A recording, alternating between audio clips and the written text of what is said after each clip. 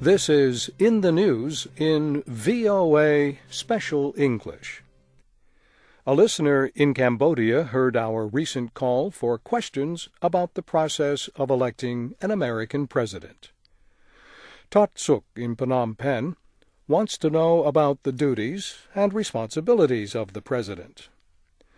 This question touches on a continual debate in American society. The separation of powers in the federal government was designed to create a system of checks and balances. Experts could argue for hours about the limits of the powers of the President, Congress, and the courts. But we just wanted a few facts, so we looked in the World Book Encyclopedia.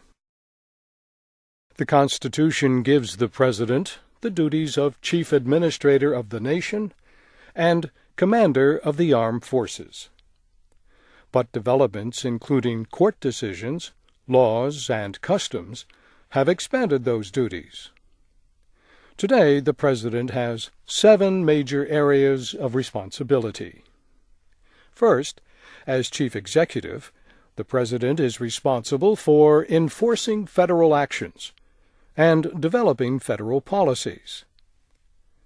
The President is also responsible for preparing the national budget and appointing federal officials.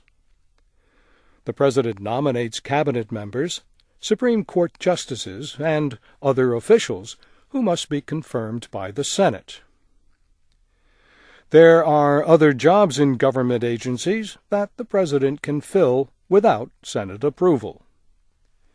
As Commander-in-Chief, the President shares some military powers with Congress.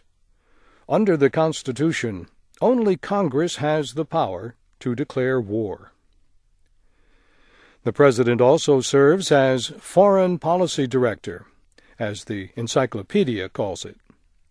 For this job, the Constitution gives the President the power to appoint ambassadors, make treaties, and receive foreign diplomats. Treaties and appointments of ambassadors require Senate approval. As legislative leader, the President has influence over many laws passed by Congress. The President has the power to veto any bill. But if a vetoed bill is passed again, this time by a 2/3 majority in both houses, the bill can still become law. The President is also the head of a political party and has responsibilities as popular leader and chief of state. So these are the main duties of the President. But our listener in Cambodia would also like to know how much the President earns. The job currently pays $400,000 a year. Just this week, in a blog at WashingtonPost.com, political reporter Peter Baker wrote about the current debate over presidential powers. He noted criticisms of President Bush's claims of powers by Hillary Clinton, the Supreme Court, and others.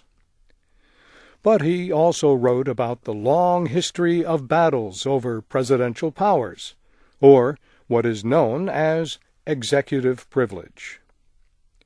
Presidents have expanded their powers during wartime, and also during times of peace. Peter Baker noted that before Thomas Jefferson was president, he was an activist for limited central government. But then he more than doubled the size of the country on his own with the purchase of the Louisiana Territory. And that's In the News in VOA Special English, written by Brianna Blake. I'm Bob Doty.